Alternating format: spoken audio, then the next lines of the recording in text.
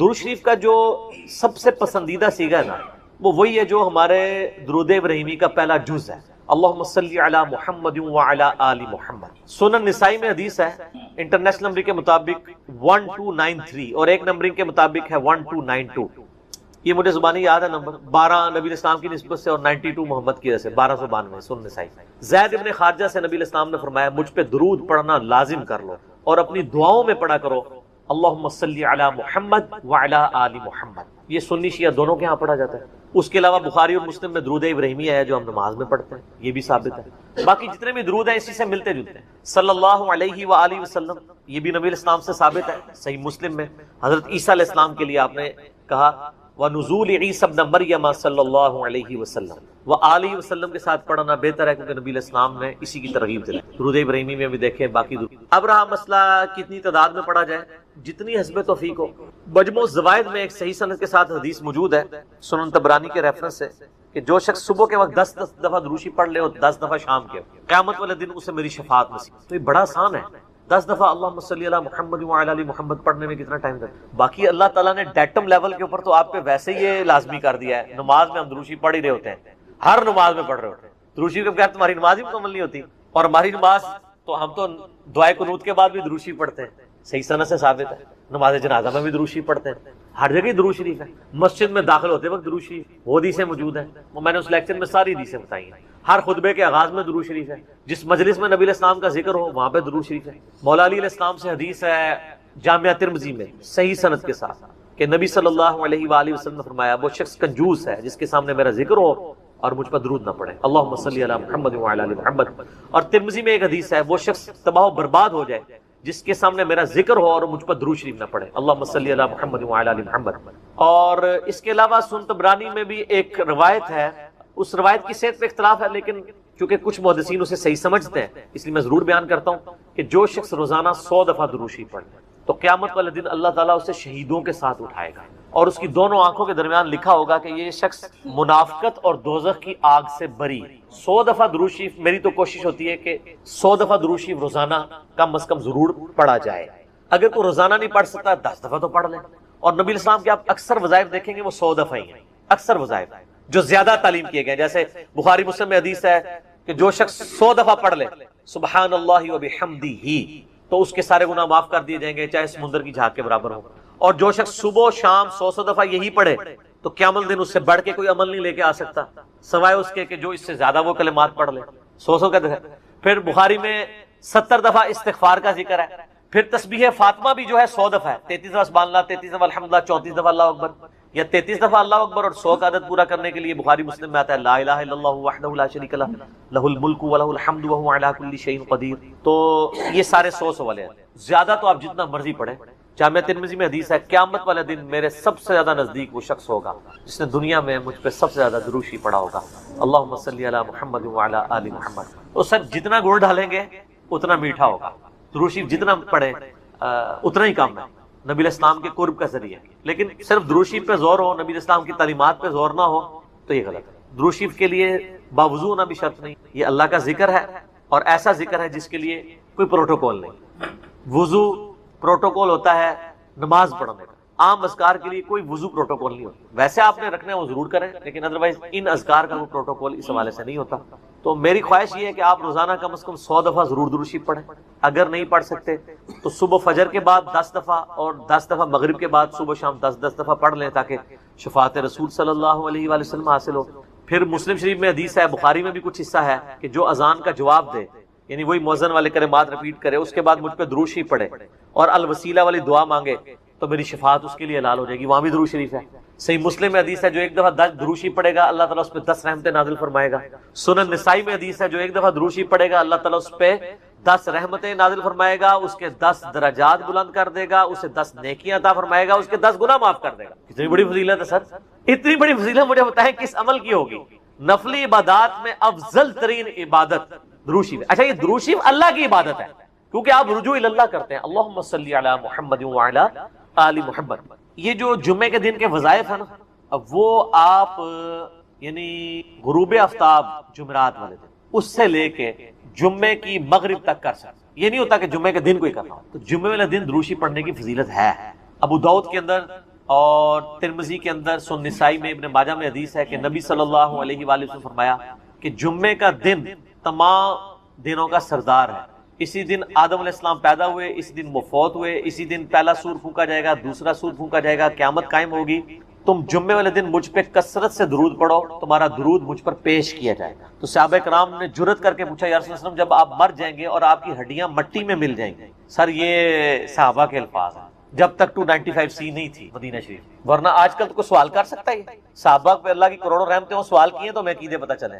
تو نبی علیہ السلام نے فرمایا کہ ان اللہ حرم علی الارض ان تأکل اجساد الانبیاء، بے شک اللہ نے مٹی پہ حرام کر دیے کہ نبیوں کے جسموں کو کھائے۔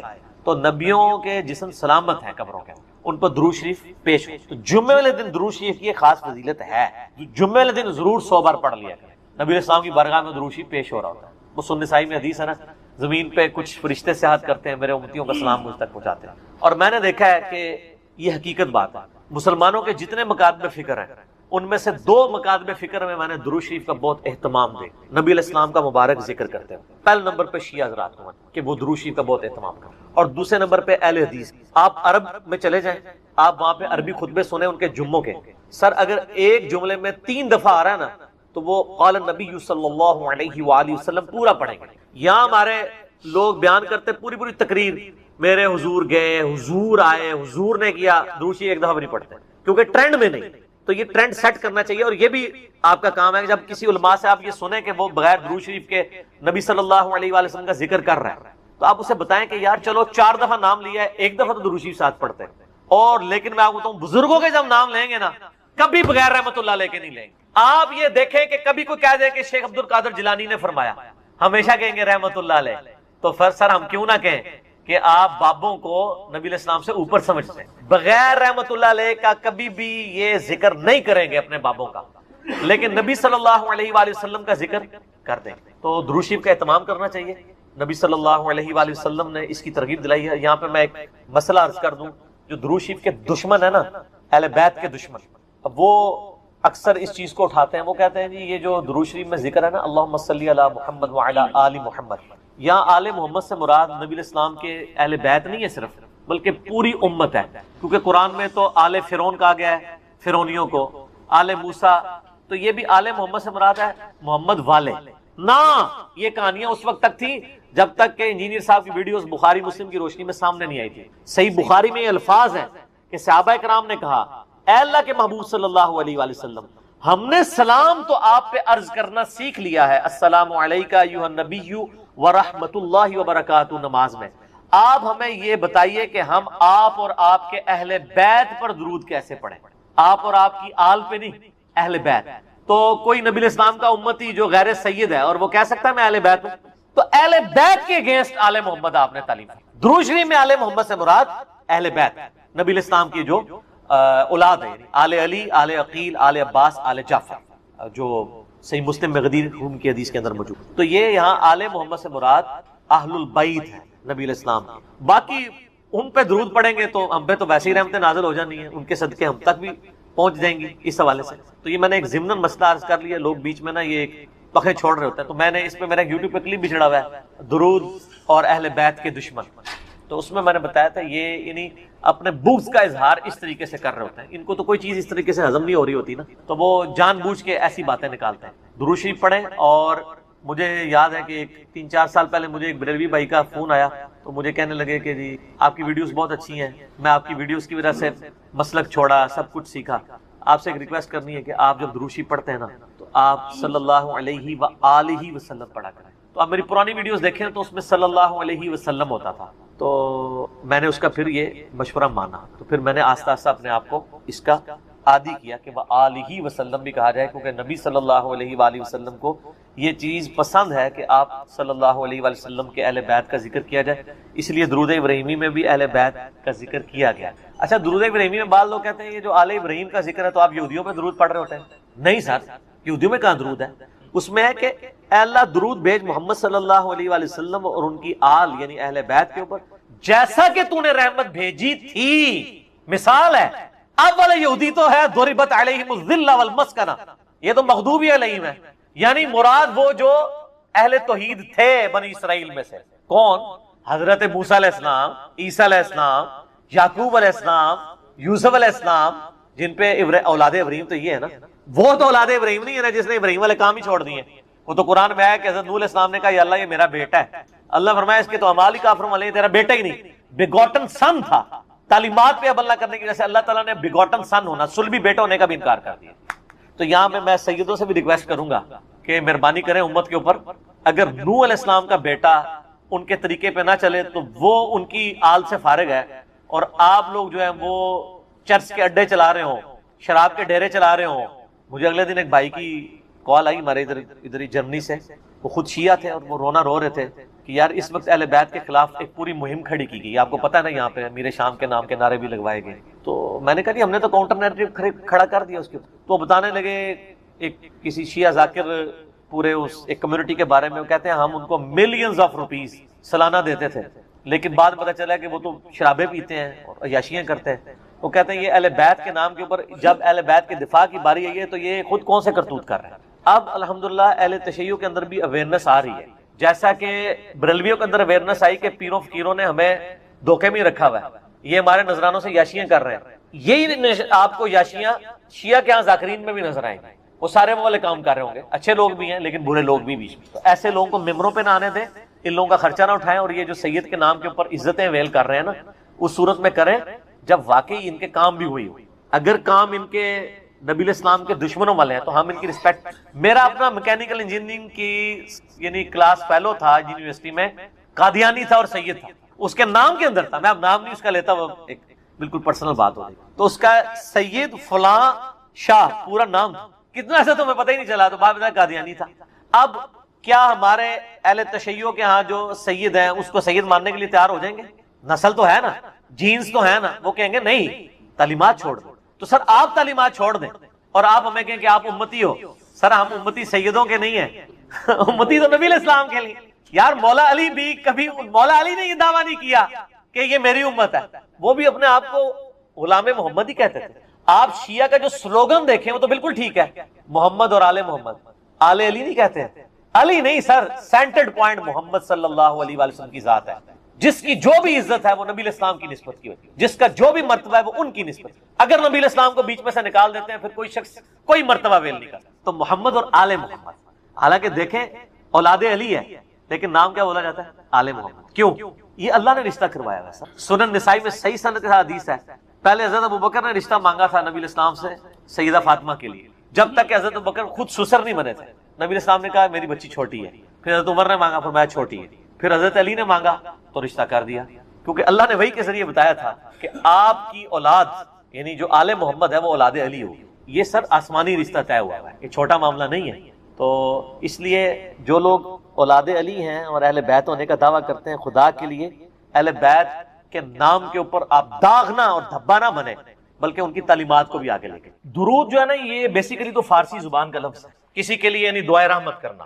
عربی میں جو اس کے لیے اپروپریٹ ورڈنگ آتی ہے وہ صلاۃ و سلام ہے. صلاح دعا کرنے کو مختلف معنی، میں آپ کو اصطلاحی معنی بتا رہا ہوں، اور سلام اردو میں بھی استعمال ہوتا ہے کسی کے لیے سلامتی کی دعا کرنا. تو درود شریف بیسیکلی یہ ہے کہ آپ نے اللہ کے محبوب صلی اللہ علیہ وآلہ وسلم کے لیے دعائے رحمت کرنی، اور اس کا حکم اللہ تعالیٰ نے قرآن حکیم میں دیا ہے. سورۃ الاحزاب کی آیت نمبر 56 ہے. اعوذ باللہ من الشیطان الرجیم، بسم اللہ الرحمن الرحیم. ان اللہ وملائکتہ یصلون علی النبی یا ایھا الذین آمنوا صلوا علیہ وسلموا تسلیما. اللہم صل علی محمد وعلی آل محمد كما صليت على إبراهيم وعلى آل إبراهيم إنك حميد مجيد.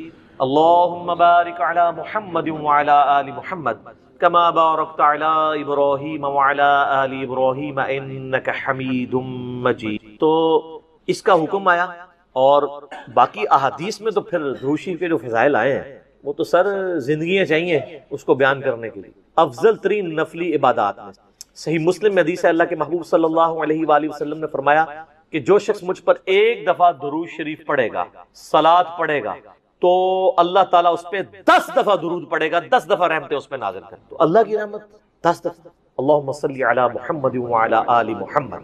اسی طریقے سے اسی کی ایکسپلینیشن سنن نسائی میں ایک حدیث ہے کہ جبرائیل علیہ السلام نے آ کر کہا کہ اللہ کے نبی علیہ السلام آپ اس پہ کیا خوش نہیں ہیں کہ جو بھی آپ کا امتی ایک دفعہ درود پڑھے اللہ تعالیٰ اس پہ 10 دفعہ درود بھیجے گا، اور جو ایک دفعہ سلام پڑھے اس پہ 10 دفعہ سلامتی بھیجی جائے گی۔ اور سنن نسائی میں ایک اور حدیث ہے کہ نبی اسلام نے فرمایا کہ جو مجھ پر ایک دفعہ درود پڑھے گا اللہ تعالیٰ اس پہ 10 رحمتیں نازل فرمائے گا، اس کے 10 درجات بلند کر دے گا اور اس کے 10 گناہ معاف کر دے گا، اور ایک طریق میں آتا ہے کہ اسے 10 نیکیاں بھی عطا کرے گا۔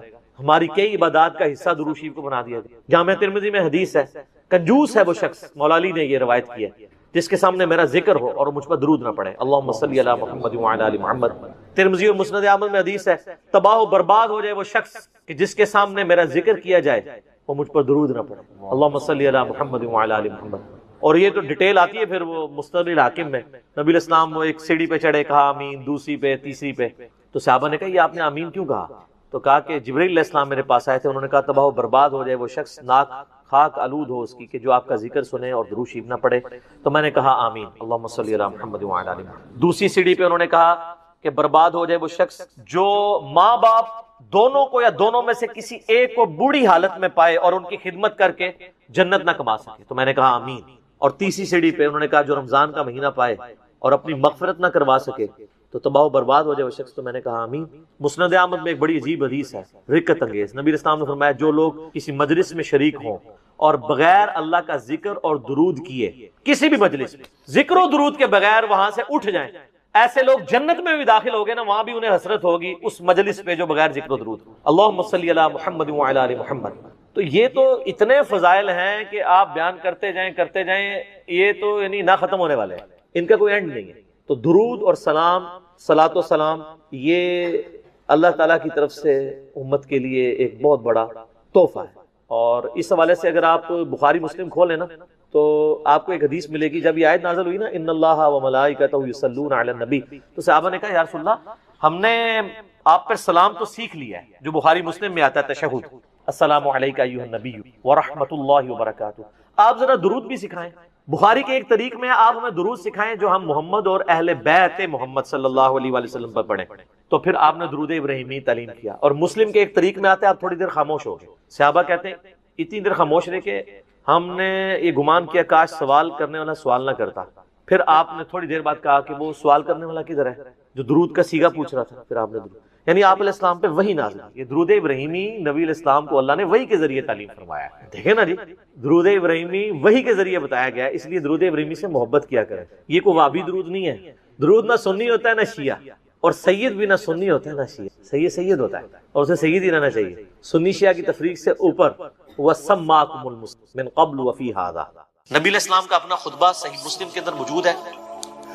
جابر بن عبداللہ کہتے ہیں، اور یہ حدیث امام باقر علیہ السلام نے روایت کی ہے جابر بن عبداللہ سے، اور امام باقر سے بیان کیے امام جعفر صادق نے، 2005 نمبر ہے صحیح مسلم میں، کہ نبی علیہ السلام جب بھی خطبے کے لیے کھڑے ہوتے تو آپ صلی اللہ علیہ وآلہ وسلم فرماتے کہ میں اور قیامت اس طرح ساتھ بھیجے گئے جیسے یہ دو انگلیاں، درمیان والی اور شہادت کی انگلی جوڑ کے، کیونکہ آپ علیہ السلام کے بعد تو اب صرف قیامت ہی آنی ہے۔ پھر آپ علیہ السلام یہ بھی پڑھتے اما بعد فإن خیر الحدیث کتاب اللہ، آگاہ ہو جاؤ اس کے بعد کہ سب سے بہترین کلام اللہ کی کتاب ہے، وخیر الہدی ہدی محمد صلی اللہ علیہ وآلہ وسلم، اور ہدایت یافتہ راستہ محمد صلی اللہ علیہ وآلہ وسلم کا ہے، وشر الامور محدثاتها، اور بدترین کام وہ ہیں جو دین میں نئے داخل کیے جائیں، وکل محدثۃ بدعہ وکل بدعۃ ضلالہ وکل ضلالۃ فی النار۔ سورۃ نساء میں پوری ڈیٹیل ہے کہ تمام بدعتیں گمراہیاں ہیں، گمراہیاں تمام کی تمام دوزخ میں لے جانے والی۔ اور اس کے علاوہ بھی صحیح مسلم میں ہے نا، وہ نحمدہ ونستعینہ ونستغفرہ ان الحمد للہ نحمده ونستعینه ونستغفره ونعوذ باللہ من شرور انفسنا ومن سیئات اعمالنا من يهده الله فلا مضل له ومن يضلل فلا هادی له واشهد ان لا الہ الا اللہ وحدہ لا شریک له واشهد ان محمدا عبدہ ورسولہ۔ بلکہ صحیح مسلم میں حدیث ہے جس خطبے میں شہادت نہ پڑھی جائے وہ ناقص ہے، شہادت یہ والی، اشهد ان لا الہ الا اللہ وحدہ لا شریک له واشهد ان محمدا عبدہ ورسولہ۔ تو اس کے علاوہ آپ صلی اللہ علیہ وآلہ وسلم سورہ نساء کی پہلی آیت تلاوت کیا کرتے تھے، یا ایھا الناس اتقوا ربکم الذی خلقکم من نفس واحدہ۔ اس کے علاوہ اور آیات بھی آتی ہیں، سورۃ الاحزاب کی آیات بھی آتی ہیں، ترمذی میں وہ روایت کمزور ہے لیکن مسلم شریف میں ایک ہے سورۃ الحشر کی آیات بھی آپ کو تلاوت کیا کرتے تھے کہ اے ایمان والو اللہ کا تقوی اختیار کرو اور ہر جان دیکھے کہ اس نے مستقبل کے لیے، قیامت کے دن کے لیے کیا بھیجا ہے، یہ والی آیت تلاوت کرتے تھے۔ اور سر اس سے بڑھ کر نبی علیہ السلام کی تقریر کیا ہوتی تھی وہ زیادہ امپورٹنٹ ہے۔ وہ صحیح مسلم میں موجود ہے کہ نبی علیہ السلام جمعے کے 2 خطبے ہوتے تھے اور دونوں کے درمیان تھوڑی دیر بیٹھتے تھے اور دونوں خطبے کھڑے ہو کے دیتے تھے اور اس میں لوگوں کو واعظ و نصیحت کرتے تھے اور قرآن سناتے تھے سر. اور مسلم شریف میں حدیث ہے کہ نبی علیہ السلام کے ہر جمعے کے خطبے میں سورہ قاف ہوتی تھی. سورت نمبر 50 سورۃ الکہف ہے نا، 15ویں سے شروع ہو کے 16ویں میں. یہ 26ویں پارے میں چھوٹی سی سورہ قاف جس میں میرا مسئلہ نمبر 59 ہے، منکرین خدا کو دلائل کے ذریعے دعوت. تو وہ سورت آپ صلی اللہ علیہ وآلہ وسلم، اور یہ یقین کریں بڑی پرفیکٹ ہے فکر آخرت کے اعتبار سے، وہ سورت آپ پڑھتے تھے. پھر صحیح مسلم میں حدیث ہے کہ انسان کے فقیہ ہونے کی نشانی یہ ہے کہ اس کی نماز جمعے کی لمبی ہو اور خطبہ مختصر ہو. اور پھر اس کے آگے الفاظ ہیں کہ بعض خطبے تو جادو کا سا اثر رکھتے ہیں، سحر کا سا. یہاں کیا ہوتا ہے الٹ، نماز چھوٹی، صرف اہل حدیث ہیں جو صحیح نماز پڑھ رہے ہوتے ہیں، باقی تو مغرور لا رہے ہوتے ہیں. وہ چھوٹی کیوں پڑھاتے ہیں؟ تقریر اتنی لمبی کر چکے ہوتے ہیں کہ انہوں نے ڈر لگا ہوتا ہے کہ یار جلدی فارغ کریے. سر 1:30 بجے جمعے کا ٹائم ہے تو 1:30 بجے مولوی جو ہے نا وہ تھوڑا سا گرم ہونا شروع ہوتا ہے اور جا کے 1:50 کے اوپر جا کے جماعت کھڑی کرتا ہے. تو جماعت میں اس کو پھر ٹینشن پڑی ہوتی ہے، میں پہلے ہی 20 منٹ لیٹ ہوں، نماز کا رگڑا نکال دیتا ہوں. حالانکہ میں نے تقریباً 1.5 سال ایک بریلویوں کی مسجد میں جمعہ پڑھایا اس زمانے میں، 2000 کے اندر بات ہے، 2000 سے لے کے 2001 تک. میری یعنی نماز جمعے کا ٹائم 1:30 بجے تھا، میں 1:20 کے اوپر تقریر ختم کر دیتا سنتوں کے وقفے کے لیے. اور جب تقریر ختم کرتا تھا تو اس کے بعد ظاہر ہے وہ حنفی طریقے سے اس وقت پڑھتے تھے نا، سنتوں کے وقفے بعد 1:25 پہ عربی خطبہ شروع کیا اور بعض اوقات 1 منٹ انتظار کرنا پڑتا تھا کہ وہ پوری 1:30 ہو تو جماعت کھڑی کرے. 31 32 والی کہانی ختم نہ، وہ کہانی ختم، ٹھیک ہو گیا. اس سر آج ایک کلپ آ رہا ہے مارکیٹ، وہ فرحان بھائی نے تیار کر لیا، وہ انشاءاللہ تعالی ان قریب لانچ ہونے والا ہے. وہ نہ ہی نہ ہے اور اسے نہ 2 بار آئی ہے نہ. وہ کلپ ہے نہ مفتی صاحب، نہ مفتی صاحب ہے، انہوں نے تعریف کی حدیث کی اور ظاہر ہے ان کا بھی قصور نہیں، ان کے بزرگوں نے تعریف کی ہے تو ہم نے اس کی تھوڑی سی انجینئرنگ کر دی ہے. تو وہ کلپ ہے نہ. تو سر نہ اس ٹائم بھی انتظار کرتے تھے پورے 1:30 ہو جماعت کھڑی. اچھا 2 یا 3 جمعے ہی گزرے تھے سر، لوگ جو ہے نا 1 بجے مسجد میں آ جاتے تھے. تقریر خیر اس ٹائم بھی میری اسپیکنگ پاور تو تھی، کہانیاں بھی بڑے اچھے طریقے سے کرا لیتا تھا. اچھا اون بھی کرا لینا، لیکن اون کرا کے پھر انجینئرنگ کرنا، اردو صرف کہانیاں ہی ہونی ہے. حالانکہ انجینئرنگ میں نے کی ہوئی تھی. ٹھیک ہے، تو یہ مطلب انسان کو اس معاملے میں احتیاط کرنی چاہیے. یعنی علماء جو ہے وہ خام خواہ گھسیٹتے رہتے ہیں، تو قرآن پڑھ کے سنائے، ایک طرف سے قرآن شروع کریں. ان لوگوں نے تو 12 تقریریں کتاب مارکیٹ سے خریدی ہوئی ہے، ہر 12 جمعے کے بعد وہ ریپیٹ ہو جاتی ہے. ٹھیک ہے، اس کی بجائے کیا کریں، قرآن ترجمے والا لے لیں اپنے فرقے کا. بریلوی ہیں تو احمد بریلوی صاحب کا لے لیں، دیوبندی ہیں تو اشرف تھانوی صاحب کا لے لیں، اہل حدیث ہے جونا گڑھی صاحب کا لے لیں، اہل تشیع ہے تو سید فرمان علی شاہ صاحب کا لے لیں. سر 2-3 صفحے ہی پڑھ کے بتا دینا قرآن کے، تو ان کو وہ بےچارے پریشان ہوئے ہوتے ہیں، بےچارے نئے خطیب نا جی، وہ پھر جمعہ آ گیا ان کی تقریر کریے. کوئی لوگ بھی سن کے آپ کو کوئی نواں موضوع کرنا ہے. اب تو لوگ ایجوکیٹ ہو چکے ہیں اور یوٹیوب کی وجہ سے، اور لوگوں کو یہ شعر بھی پتا ہے کہ نام ہے بابی، نام ہے بابی، میں ہوں مسلم علمی کتابی. کئی لوگ تو اب کہتے ہیں سر جمعہ پڑھنے کا مزہ ہی نہیں آتا، ہر چیز ہی کہانی لگتی ہے. وہ ہے ہی وہ پہلے بھی کہانی سی، لیکن چونکہ تمہیں پتہ نہیں سی کہ کہانی ہے. ٹھیک ہے، تو وہ بڑی مشکل سے لوگ سنتے ہیں. تو اب طریقہ یہ ہے کہ سر آپ کہانی کے بجائے ان کو کہ سر قرآن ترجمے سے شروع کر لیں. یار قرآن پاک اتنی موٹی کتاب ہے کہ یہ ان کو کئی سال چاہیے ختم کرنے کے لیے. آلموسٹ جو عام یہ نارمل قرآن ہے آپ یہ دیکھیں، یہ آلموسٹ 600 صفحوں. تو اگر یہ ہر جمعے کے خطبے میں صرف 2 صفحے بھی پڑھیں، ٹھیک ہے، تو سال میں کتنے جمعے آئیں گے؟ 52. تو تب بھی 1/3 قرآن بھی نہیں ختم ہوگا. ٹھیک ہے، کتنا ہوگا؟ 100. 6 سال بعد سر خطبہ ریپیٹ ہوئے گا، دیکھ لو. کیونکہ 1 سال میں 100 صفحے پورے ہوئے تو 6 سال کے اندر 600 صفحے پورے ہوں گے. اور اگر اس کو صحیح طریقے سے بیان کیے تو 1 صفحہ بھی نہیں سر مکمل ہوتا. آپ دیکھتے ہیں ہماری تفسیر ایک آیت کے اوپر میں نے بعض کا 6 گھنٹے کے لیکچرز ہیں. تو قرآن کو، اور نبی علیہ السلام کا خطبہ جمعہ قرآن تھا، اور وہاں یہ ایڈوانٹیج تھا کہ بیان کرنے والا بھی عربی تھا، سننے والے بھی عربی تھے، نہ ترجمے کی ضرورت تھی نہ تفسیر اس طرح کرنے کی، ڈائریکٹ بات کی دل کے اوپر ہوتی. اب ہمیں ذرا ترجمہ بھی کر کے بیان کرنا پڑتا ہے. تو نبی علیہ السلام کے جمعے کا خطبہ تذکیر ہوتی تھی، نصیحت، اور نصیحت کس کے ذریعے؟ قرآن کے ذریعے. اور مزے کی بات ہوں، جو سورہ قاف ہے نا، صحیح مسلم میں اوپر تلے 4 حدیثیں ہیں، وہ صحابیہ کہتی ہیں کہ نبی علیہ السلام چونکہ ہر جمعے میں پڑھتے تھے، مجھے زبانی یاد ہوگی سن کے سورہ قاف. اور سورہ قاف کی ہی آخری آیت ہے فذکر بالقرآن من یخاف وعید. اے نبی قرآن کے ذریعے نصیحت کیا کریں ان لوگوں کو جو اللہ کی دھمکی سے ڈرتے ہیں. تو نبی علیہ السلام پھر وہ نصیحت اسی صورت سے ہی کر دیتے تھے، فذکر بالقرآن من یخاف وعید. قرآن کے ذریعے، قرآن سے ہی نصیحت کرنی ہے، قرآن سے ہی آپ نے تذکیر کرنی ہے. لیکن یہ قرآن کیسے پیش کریں؟ قرآن تو آپ کو پتہ پڑھنے سے بندہ گمراہ ہو جاتا ہے نا. گورے ہدایت پا جاتے ہیں تے کالے جڑے نے گمراہ ہو جاتے ہیں. وہ ان لوگوں کے چونکہ اپنے عقائد قرآن کے خلاف تھے اس لیے انہوں نے یہ ڈنڈورا پیٹا. تو نصیحت بھی قرآن سے. اور وہ بخاری مسلم کی جو حدیث میں نے بیان کی تھی انڈے کے حلال ہونے کے, اس میں بھی الفاظ پتہ کیا سب سے پہلے جو آتا ہے اس کو اونٹ کی قربانی کا ثواب, اس کے بعد والے کو گائے کا, اس کے بعد والے کو بھیڑ کا, اس کے بعد والے کو مرغی کا, اس کے بعد والے کو انڈے کا, اس کے بعد آگے الفاظ ہے پھر فرشتے جو ہے رجسٹر بند کر دیتے ہیں. وَيَسْتَمِعُونَ الذِّكْرَ, اور پھر وہ کان لگا کے تذکیر جو نصیحت کر رہا ہوتا ہے نا وائز, وہ سننا شروع کر دیتے ہیں. فرشتے بھی تقریریں سنتے ہیں. ویسے تو تھوڑیاں گاڑیاں سن کے تو فرشتے بھی ہنستے ہوڑے تھے, بندے ہنس رہے ہیں. یار یقین کریں مجھے تو اب فرشتوں کے اوپر آ رہا ہے. یار فرشتے کیا سوچتے ہوں گے یار کہ ان کو اللہ تعالیٰ نے ایک پیغمبر دیا, کتاب محفوظ کی, یہ اس کو چھوڑ کے کہانیاں کرا رہے ہیں. بڑا حوصلہ ہے فرشتیاں دا, یقین کرو. پھر بھی تھوڑا نام رجسٹر لکھتے ہیں, ہو سکتا ہے نہ لکھتے ہوں کہانی سننے کے لیے پہلا بندہ آ گیا, ہوں دوسرا آ گیا, ہوں تیسرا آ گیا, تے کہانی سن کے اٹھ گیا, تے گھر بھی جا کے کہانیاں ہی سنائے گا. آپ امیجن کریں کہ فرشتوں کے لیے تو حسب حال ہی بنا ہوا ہے یہ مسجدیں جو ہیں, لیکن ان بیچاروں کی تو اللہ نے ڈیوٹی لگائی ہے. ادروائز یقین کریں آپ کی جو مسجدیں نا ان میں تو وہ کہیں یا اللہ اتنے نہ منو بھیجو, لیکن وہ چونکہ پابند ہیں حکم کے تو وہ جاتے ہیں ہر دفعہ بیچارے کہانیاں سن کے اللہ کو جا کے اللہ نو دس دے ہوں گے کہ جناب کہانیاں نے, ٹھیک ہے نا تم جی نہیں اللہ کو پتا ہوتا ہے لیکن اللہ پوچھتا ہے سر. جی جی جی صحیح مسلم میں حدیث ہے کہ جہاں پہ بھی کوئی محفل ہوتی ہے نا وہاں پہ فرشتے ڈانپ لیتے ہیں, جب وہ واپس جاتے ہیں اللہ تعالیٰ پوچھتا ہے کہاں سے آئے, وہ پوری ڈیٹیل ہے. اور وہ محفل قرآن کے بارے میں, یہ بابوں کی محفلوں کے بارے میں نہیں, وہ تو خیر پازیٹیو سینس میں.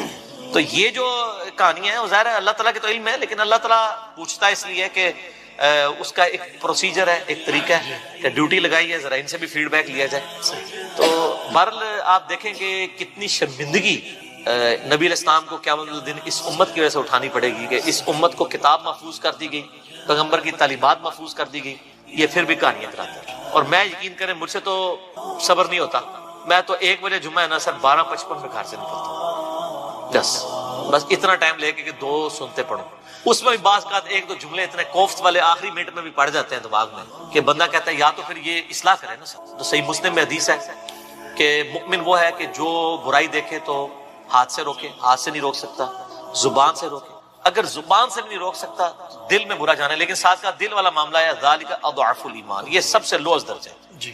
تو ہم تو ہیں بھائی حسینی, ٹھیک ہے نا جی, تو ہم تو کہتے ہیں بھی اس کو کم از کم زبان سے روکیں, اور ہم تو زبان سے بھی کسی کو روکیں تو یہ ڈر لگتا ہے کہ وہ ضد میں نہ آ جائے. تو اس لیے پھر بہتر ہے کہ نہ سنیں اور نہ وہ کرنا پڑے. میں کسی کو یہ مشورہ نہیں دیتا, آپ لوگ سنیں اور لوگوں کو بتائیں. آپ کے اصلاح کرنے سے کوئی برا نہیں منائے گا, میرے ذرا کرنے سے ذرا, میں آپ کو پتہ ہے نا پھر ایک جو ہے وہ بریکٹ والا مشہور ہو چکا ہوں انورٹڈ کاماز میں, تو اس لیے میرے لیے تو مشکل ہو جاتا. تو میں جو ادھیڑ عمر کے جو بزرگ ہیں نا ان سے ریکویسٹ کر کے نا تو اپنی معروضات پہنچاتا رہتا ہوں خطبات تک کہ یہ جو کہانی کرائی تھی ان کو بتائیں کہ یہ کہاں لکھی ہوئی ہے, کیونکہ جو سفید داڑھی والے ہیں ان کے ساتھ کم از کم مولوی بدتمیزی نہیں کرتے, سن لیتے ہیں بات مان بھی لیتے ہیں. ہم لوگ بات کریں تو وہ برا مان جاتے ہیں, میں تو ویسے ہی کرنے جوگا نہیں ہوں. اور آپ لوگ بھی, آپ میں سے بھی اکثر وہ کو بات کرے وہ کہتے ہیں پتہ لگے کہڑے اسٹیشن تو بول رہے ہیں, ٹھیک ہے. یہ جو چھوڑ دیں جناب, جہاں بھی آپ یعنی یہ ہمارے ایک بھائی ہیں ساہیوال میں, وہ بتا رہے تھے وہ کسی مسجد میں چلے گئے تو وہاں پہ کوئی مولانا صاحب نا یعنی درس دے رہے تھے. تو ظاہر آپ جو ہماری ویڈیوز دیکھتے ہیں ان کو تو پتہ ہوتا ہے نا مطلب یہ کیا سچ ہے اور کیا یہ کہانی کروا رہے ہیں. تو جناب وہ درس دے کے جب وہ فارغ ہوئے نا تو انہوں نے کہا جی یہ جو آپ نے بیان کیا ہے تو یہ کہاں پہ لکھا ہوا ہے, کوئی اس کا کوئی حدیث, کوئی ریفرنس, اور یہ وہ.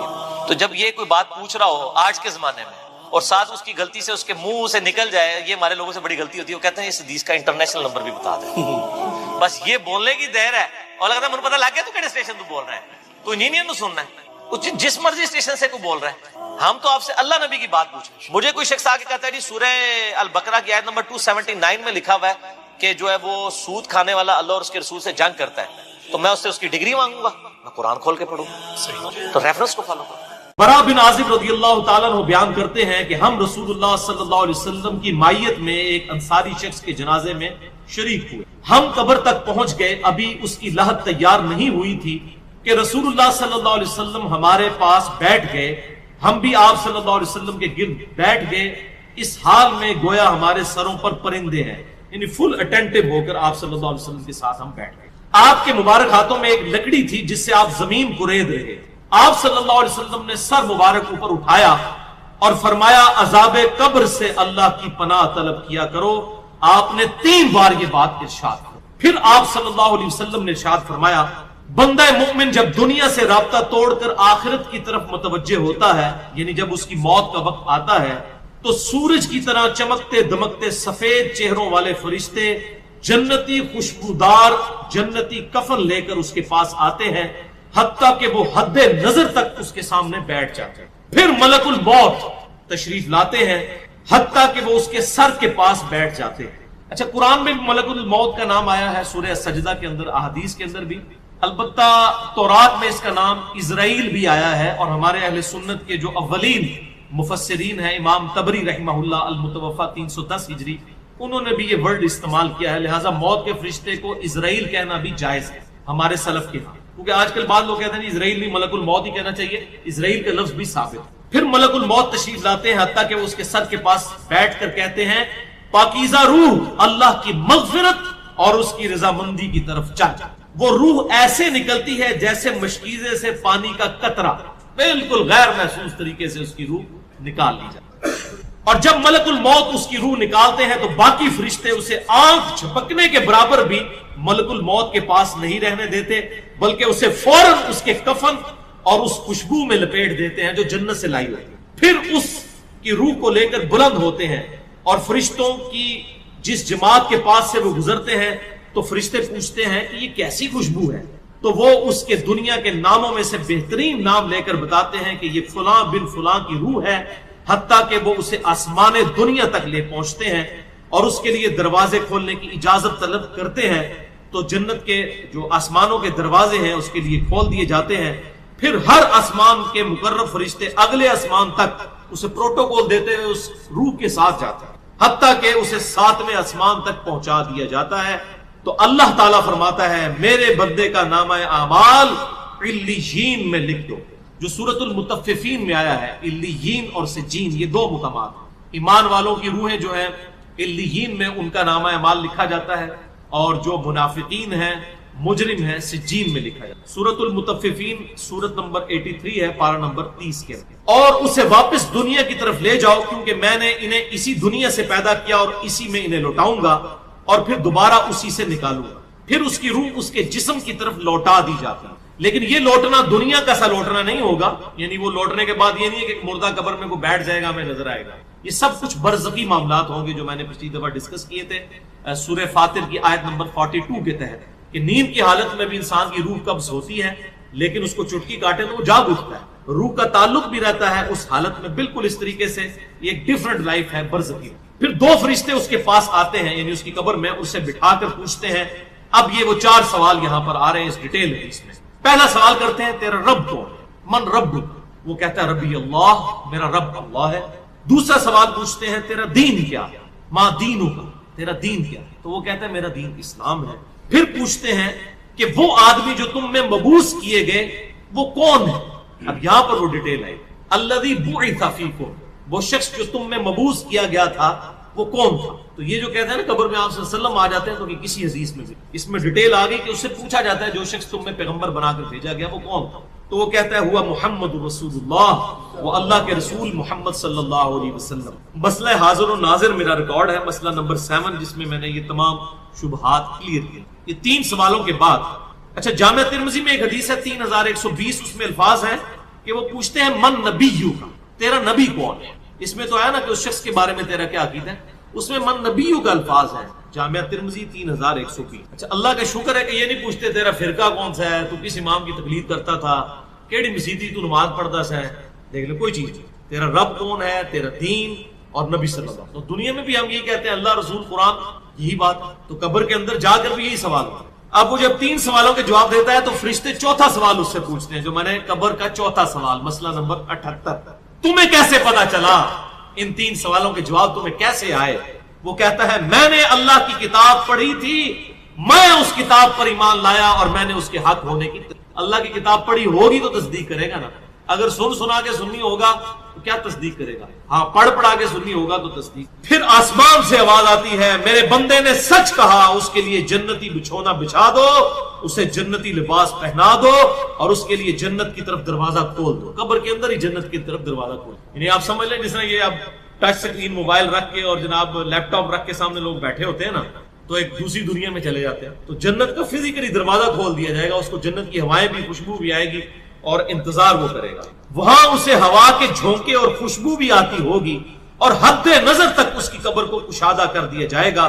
خوبصورت چہرے، خوبصورت لباس اور بہترین خوشبو والا ایک شخص اس کے پاس قبر میں آئے گا اور کہے گا اس چیز سے خوش ہو جا جو چیز تجھے خوش کر دے، یہ وہ دن ہے جس کا تجھ سے وعدہ کیا جاتا تھا. وہ شخص پوچھے گا کہ اے شخص تو کون ہے؟ تیرا چہرہ بھلائی لانے والا چہرہ ہے. وہ جواب دے گا میں تیرا عمل صالح ہوں، یعنی نیک اعمال ایک خوبصورت انسان کی شکل میں اس کی قبر میں آ جائے. تو پھر وہ شخص کہے گا اے اللہ، اے میرے رب، جلدی کر، فوراً قیامت قائم فرما دے حتیٰ کہ میں اپنے اہل و عیال کی طرف چلا جاؤں. یعنی مومن کہے گا اللہ جلدی جلدی قیامت آئے، مجھے تو اینڈ رزلٹ نظر آ رہا ہے، مجھ سے انتظار نہیں ہوتا، فوراً قیامت آ جائے. ابھی سائملٹینیس کنٹراسٹ آنے والا ہے. جب کافر اور مجرم شخص دنیا سے جاتا ہے تو آپ صلی اللہ علیہ وسلم نے فرمایا سیاہ چہروں والے فرشتے بالوں سے بنا ہوا ایک کمبل لے کر آسمان سے نازل ہوتے ہیں اور حد نظر فاصلے تک اس کے سامنے بیٹھ جاتے ہیں. پھر ملک الموت، موت کا فرشتہ آتا ہے حتیٰ کہ اس کے سر کے پاس بیٹھ جاتا ہے اور کہتا ہے خبیث روح اللہ کی ناراضگی کی طرف چل. وہ روح اس کے جسم میں پھیل جاتی ہے تو وہ ملک الموت اس طرح اسے کھینچتا ہے جیسے لوہے کی سلاخ کو گیلے اون میں سے کھینچا جاتا ہے. کر کے گرم سلاخ جو ہے وہ اونی کپڑے کے اندر، گیلے کے اندر ڈال کے یوں کھینچی جائے نا، اس طرح اس کے پورے جسم سے اس کی روح. پھر ملک الموت سے باقی فرشتے اس کی روح کو لے کر پلک جھپکنے کے برابر بھی وہاں نہیں رہنے دیتے حتیٰ کہ وہ اسے بالوں سے بنے ہوئے کمبل میں لپیٹ لیتے ہیں اور اس سے زمین کے مردار سے نکلنے والی انتہائی بری بدبو نکلتی. وہ اسے لے کر اوپر چڑھتے ہیں تو وہ فرشتوں کی جس جماعت کے پاس سے گزرتے ہیں تو فرشتوں کی جماعتیں کہتی ہیں کیسی خبیث روح ہے. وہ کہتے ہیں یہ فلاں بن فلاں کی روح ہے اور وہ اس کی دنیا کا انتہائی کبھی نام لے کر بتاتے ہیں حتیٰ کہ اسے آسمانی دنیا تک لے جایا جاتا ہے. اس کے لیے دروازے کھولنے کے لیے درخواست کی جاتی ہے تو آسمان کے دروازے اس کے لیے نہیں جاتے. پھر رسول اللہ صلی اللہ علیہ وسلم نے سورۃ الاعراف کی آیت پڑھی کہ ان کے لیے آسمانوں کے دروازے نہیں کھولے جائیں گے، وہ جنت میں داخل بھی نہیں ہوں گے حتیٰ کہ اونٹ سوئی کے سوراخ سے گزر جائیں. یہ سورۃ الاعراف کی آیت آپ پھر آپ صلی اللہ علیہ وسلم نے فرمایا کہ اللہ تعالیٰ فرماتا ہے اس کی کتاب کو سب سے نچلی زمین میں سجین میں لکھ دو. پھر اس کی روح کو شدت کے ساتھ پٹ کھا جاتا ہے.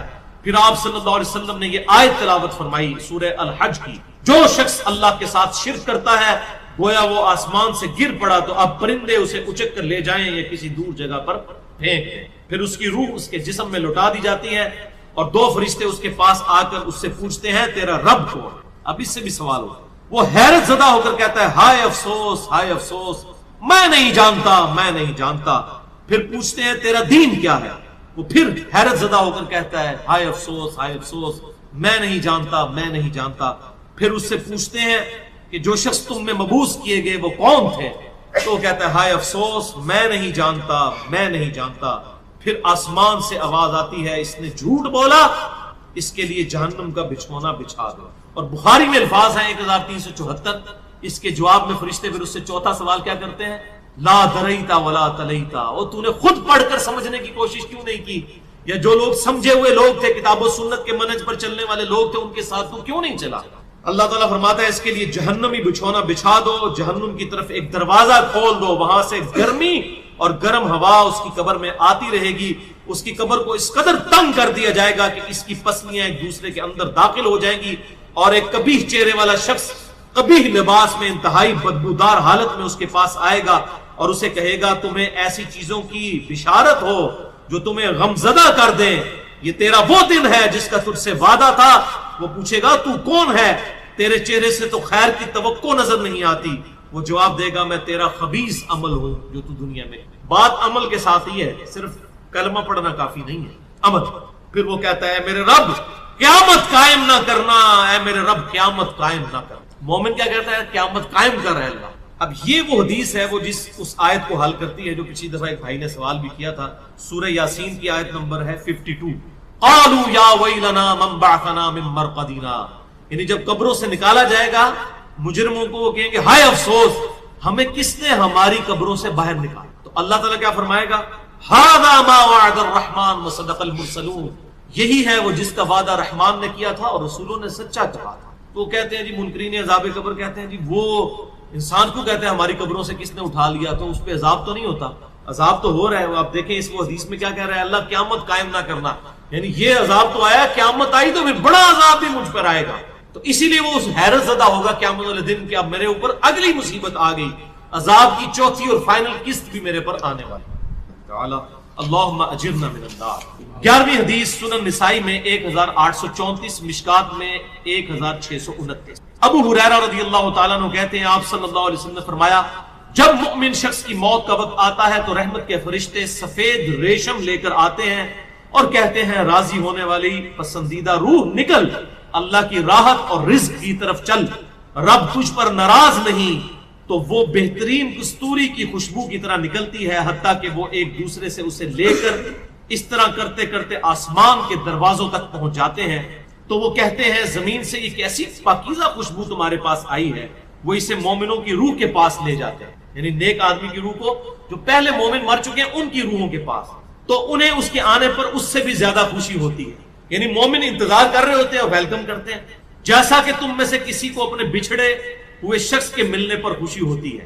تو وہ آلریڈی جو مردہ روحیں وہاں پر پہنچی ہوتی ہیں، جو مر چکے شخص جو ہوتے ہیں ان کی روحیں، وہ نئی آنے والی روح سے پوچھتے ہیں فلاں کا کیا حال ہے، فلاں کا کیا حال ہے. پھر وہ کہتے ہیں اسے چھوڑ دو کیونکہ یہ ابھی ابھی دنیا کے غم میں مبتلا ہو کر یہاں پر آیا ہے. تو مرنے والا شخص کہتا ہے کہ تم جس شخص کے بارے میں مجھ سے پوچھ رہے ہو وہ تو فوت ہو چکا ہے، کیا تمہارے پاس نہیں آیا؟ وہ کہتے ہیں اسے تو اس کے ٹھکانے ہاویہ یعنی جہنم میں پہنچا دیا گیا ہے. اور جب کافر شخص کی موت کا وقت آتا ہے تو عذاب کے فرشتے بالوں کا لباس لے کر اس کے پاس آتے ہیں اور اسے کہتے ہیں ناراض ہونے والی ناپسندیدہ روح نکل، اللہ کے عذاب کی طرف چل. وہ مردار کی انتہائی بدبو کی صورت میں نکلتی ہے حتیٰ کہ وہ اسے زمین کے دروازے کے پاس لے آتے ہیں تو وہ کہتے ہیں یہ کتنی بدبودار ہے، حتیٰ کہ اسے کافروں کی روح کے پاس ملا دیا جاتا. اب دیکھیں کہ وہ مومن پوچھ رہے ہوتے ہیں، اب میں اس کو ٹرانسلیٹ کر رہا ہوں، برا نہیں منانا. وہ مومن کہتے ہیں کہ فلاں شخص کا کیا حال ہے، فلاں بزرگ، فلاں مولوی صاحب، فلاں حضرت صاحب کدھر ہے؟ وہ کہتے ہیں وہ تو جناب کدوں تک مار بیٹھے تو آڈے کو نہیں پہنچے. اور پھر فرشتے سے جناب اتنے نہیں آئے جو دوزخ کی تھے، دیکھ لیں.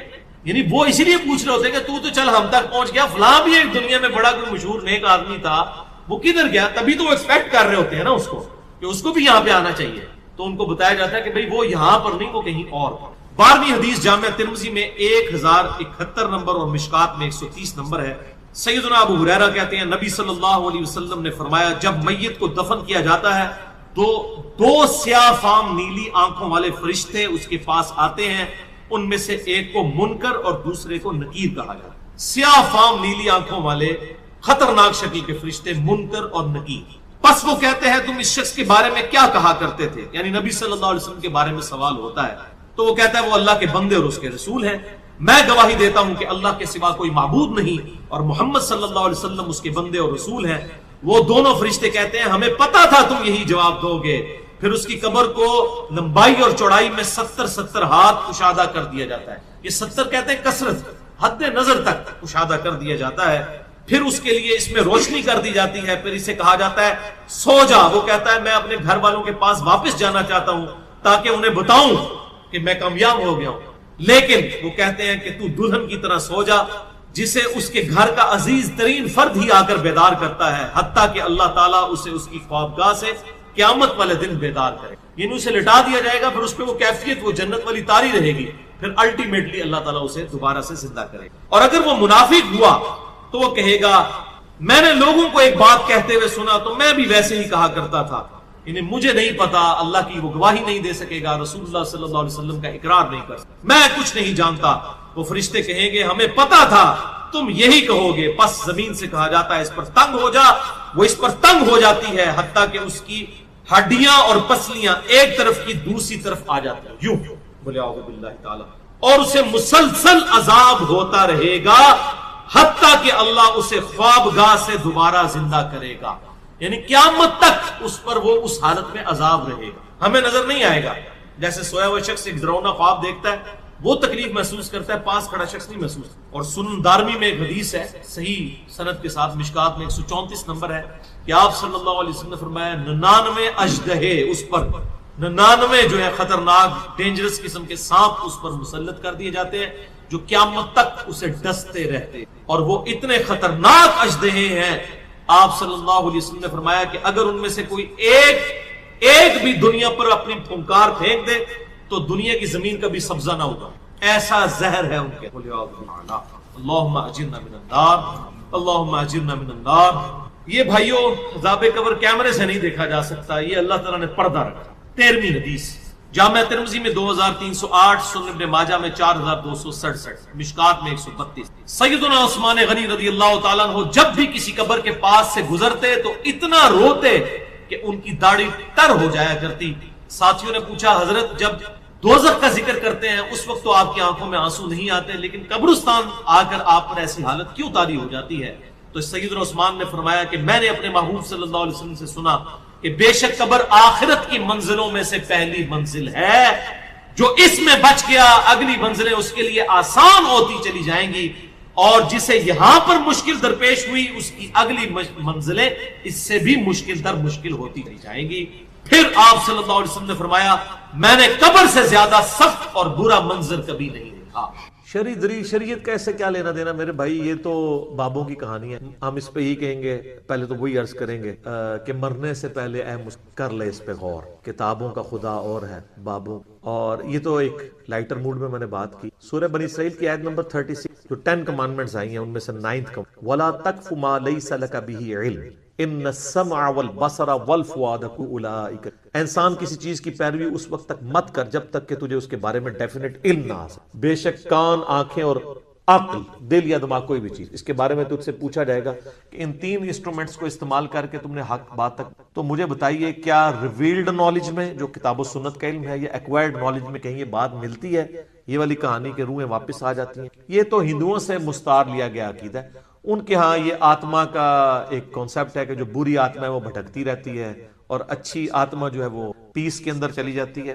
وہ تو جناب وہ تو یہ کہتے ہیں زلزلہ بھی آتا ہے، گائے نے ایک سینگ کے اوپر اٹھایا ہوا ہے کیا نام ہے زمین کو، اور جب تھک جاتی دوسرے پہ، تو یہ ساری توہمات ہیں۔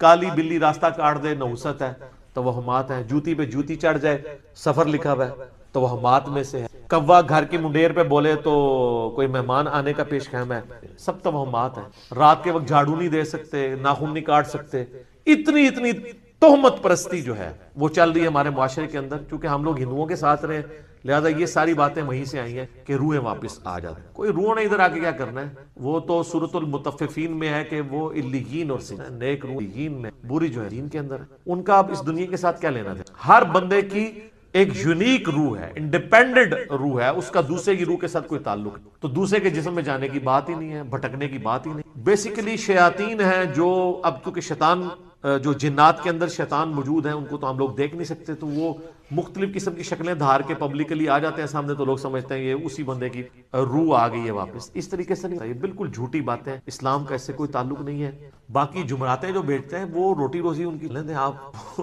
جمعراتوں کی وجہ سے ہی تو یہ عقیدہ انہوں نے گھڑا ہوا ہے۔ ویسے ان کو بھی آپ جا کے ایک سائڈ پہ کر کے پوچھیں نا کہیں لکھا ہے تو کہیں گے ہے کوئی نہیں ہے، لیکن اصال ثواب کے لیے ہمیں جمعرات دے دیں تو ٹھیک ہے، میت کی طرف سے صدقہ ہو سکتا ہے۔ میرا تو کے اوپر لیکچر ریکارڈڈ ہے، صدقہ اور خیرات کا ثواب اسے مسلم میں حدیث ہے کہ میت کو 3 اعمال کا ثواب پہنچتا ہے۔ نمبر 1 علم کی بات زندگی میں کی، اس کے مرنے کے بعد بھی جیسے امام بخاری میں، دوسرا صدقہ جاریہ کا کام کیا اس کے بعد بھی جاری رہا، اسے ثواب ملے کو اولاد جو، اور اسی کو سپورٹیو نسائی میں بخاری مسلم میں بھی اس کا کچھ حصہ موجود۔ جو سعد ابن عبادہ سفر میں تھے تو ان کی ماں پیچھے سے فوت ہو گئی، ان کا یا رسول اللہ میرا ارادہ ہے کہ صدقہ کروں، اسے ثواب ملے، کنواں کھدوا دیا اور اس کا نام ہی پڑ گیا یہ ام سعد کا، تو وہ صدقہ اور خیرات کریں، مولویوں کی روٹی روزی لگا کے رکھیں، لیکن باقی ان سے زیادہ حقدار آپ کے غریب رشتہ دار ہیں، ہمسائے ہیں۔ مولوی تو کریں آلموسٹ روزانہ ہی چھوٹا گوشت کھا رہے ہوتے ہیں، لوگ بکرے دے کے جاتے ہیں، غریب رشتہ داروں کو کوئی جو ہے ایک چھٹانگ چھوٹا گوشت لے کے دیں، یہ لوگ جا رہے ہوتے ہیں، آپ ان سے دین حاصل کیا تھا کھا رہے ہیں۔ یہ لادہ بات ہے کہ قرآن میں آتا ہے کہ اللہ کے نیک بندوں کی نشانی ہے جو اپنے مال میں سے دیے ہوا اللہ کی راہ میں خرچ کرتے ہیں، لوگوں کا دیا ہوا اپنے اوپر خرچ نہیں کرتے،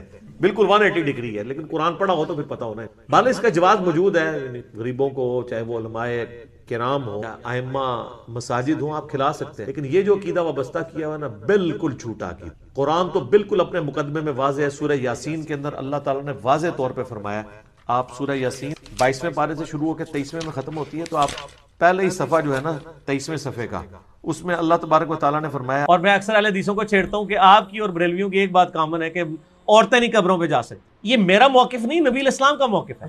صحیح مسلم میں حدیث ہے، آپ صلی اللہ علیہ وآلہ وسلم نے فرمایا، اس میں میرا ایک ریسرچ پیپر بھی ہے، رسول اللہ صلی اللہ علیہ وآلہ وسلم کی آخری وصیت ہے، ریسرچ پیپر نمبر 1۔ اس میں نے قبروں پہ حاضری کے حوالے سے ہر چیز ایڈریس کر دی ہے۔ اسی میں آپ کو حدیث بھی مل جائے گی صحیح مسلم کی، انٹرنیشنل نمبر کے مطابق 2259 ہے۔ آپ صلی اللہ علیہ وآلہ وسلم نے فرمایا، میں تمہیں قبروں کی زیارت سے منع کرتا تھا، لیکن اب میں تمہیں حکم دیتا ہوں کہ قبروں پہ جاؤ تاکہ آخرت کی یاد آئے۔ ٹھیک ہوگا جی؟ اور اس کے علاوہ بھی صحیح مسلم میں 2256 نمبر حدیث ہے کہ آپ صلی اللہ علیہ وآلہ وسلم نے، اوپر تلے 8-10 حدیثیں ہیں، یہ بھی صحیح مسلم میں۔ اما عائشہ کہتی ہیں، ایک رات آپ میرے ساتھ لیٹے ہوئے تھے، رات کا کچھ حصہ گزر گیا تو آپ صلی اللہ علیہ وآلہ وسلم اپنے مبارک بسترے سے اٹھے، بقیع غرقد قبرستان چلے گئے، اور آپ نے 3 دفعہ یوں ہاتھ اٹھا کے وہاں دعا کی، اور پھر واپس آئے۔ کہتے ہیں میں پیچھے پیچھے گئی، لیکن میں بھی پہلے ہی واپس آ کے بسترے پہ لیٹ گئی تاکہ نبی علیہ السلام کو نہ پتہ چلے، سانس پھولا ہوا تھا۔ آپ نے فرمایا کہ اے عائشہ، تم نے گمان کیا کہ اللہ اور اس کا رسول تم سے خیانت کریں گے، یعنی تم نے یہ سمجھا میں کسی اور بیوی کے پاس چلا گیا ہوں، تو اے عائشہ مجھے سچ سچ بتاؤ، تم کیا میرے پیچھے آئی تھی؟ اور اگر تم نہیں بتاؤ گی تو مجھے اللہ تو بتا ہی دے گا۔ اے علم غیب بھی کلیئر ہو گیا، اللہ تو مجھے بتا ہی دے گا۔ تو انہوں نے کہا یا رسول اللہ میں گئی تھی۔ تو فرمایا کہ میں جب لیٹا تو جبرائیل علیہ السلام کو اللہ تعالیٰ نے میرے پاس بھیجا، اور انہوں نے کہا کہ اللہ تعالیٰ فرماتا ہے کہ آپ اہل بقیع کے لیے دعائے مغفرت کریں۔ تو میں رات کو اٹھ کے قبرستان گیا اور 3 دفعہ ہاتھ اٹھا کے دعا کی۔ سیدہ عائشہ نے پوچھا یا رسول اللہ جب میں جاؤں یا ہم لوگ قبرستان جائیں تو ہم کیا دعا کریں؟ تو آپ صلی اللہ علیہ وآلہ وسلم نے دعا تعلیم فرمائی، السلام علیکم اہل الدیار من المؤمنین والمسلمین وَإِنَّا إِن شَاءَ اللَّهُ بِكُمْ لَلَاحِقُونَ نَسْأَلُ اللَّهَ لَنَا وَلَكُمُ الْعَافِيَةَ۔ تم پر سلامتی ہو اے مومنین اور مسلمین، مرد و عورت اس قبرستان میں جو دفن ہو، ہم ہمارے اپنے لیے اور تمہارے لیے اللہ سے عافیت کا سوال کرتے ہیں، اور ہم بھی مر کے تمہارے پاس ہی آنے والے ہیں۔ یہ دعا صحیح مسلم کے اندر موجود ہے۔ سیدہ عائشہ کو آپ نے یہ تعلیم فرمائی، انہوں نے کہا کہ میں کیا پڑھوں؟ تو آپ نے فرمایا تم یہ پڑھنا۔ اس سے کیا پتہ چلا کہ عورتیں قبرستان جا سکتی ہیں۔ لہذا یہ سعودیہ والوں نے جو بقیع غرقد قبرستان کے بعد لکھ کے لگایا عورتوں کی حاضری منع، یہ بالکل خلاف سنت ہے، اور وہ عورتوں کو نہیں جانے دیتے قبرستان۔ غلط ہے، غلط کام کوئی بھی کرے غلط ہے۔ کیوں؟ نہ میں وہابی نہ میں بابی، میں ہوں مسلم علمی کتابی۔ نہ یہ بابوں کی بات ہوگی نہ وہابی سو کارڈ بات ہوگی، یہ علمی کتابی بات ہوگی۔ اور اما عائشہ رضی اللہ تعالی عنہا باقاعدہ اپنے بھائی کی قبر پہ گئیں، جامعہ ترمذی میں صحیح سند کے ساتھ ہے، عبد الرحمن بن ابی بکر، ان کی قبر پہ گئیں، وہاں پہ جا کے اشعار بھی پڑھے، اور امام ترمذی ایک حدیث لے کے آئے کہ نبی علیہ السلام نے لعنت فرمائی ہے ان عورتوں پر جو زوار القبور کرتی ہیں، کثرت سے قبرستان جاتی ہیں۔ پھر ساتھ ہی امام ترمذی نے لکھا اس حدیث کے اندر، یہ ساری حدیثیں آپ کو مشکات کی پہلی جلد میں نا قبروں کی زیارت والے چیپٹر میں مل جائیں گی کمبائنڈ فارم میں۔ امام ترمذی نے لکھا یہ حدیث منسوخ ہے، کیونکہ جب آپ نے عام اجازت دے دی کہ قبروں پہ جاؤ آخرت کی یاد آئے تو یہ حدیث منسوخ ہوگی۔ اور زوار القبور سے مراد ہے کثرت سے، اگر کبھی کبھار عورت چلی جائے تو جائز ہے، لیکن مزاروں پہ نہیں، قبروں پہ۔ مزاروں پہ تو مرد بھی نہیں جا سکتے، کیونکہ مزار تو نبی علیہ السلام کی مخالفت پہ بنائے گئے ہیں۔ صحیح مسلم میں حدیث ہے، تمہیں منع کرتا ہوں قبروں پر عمارتیں بنانے سے، قبروں کو پکا کرنے پہ، ان سے بیٹھنے سے۔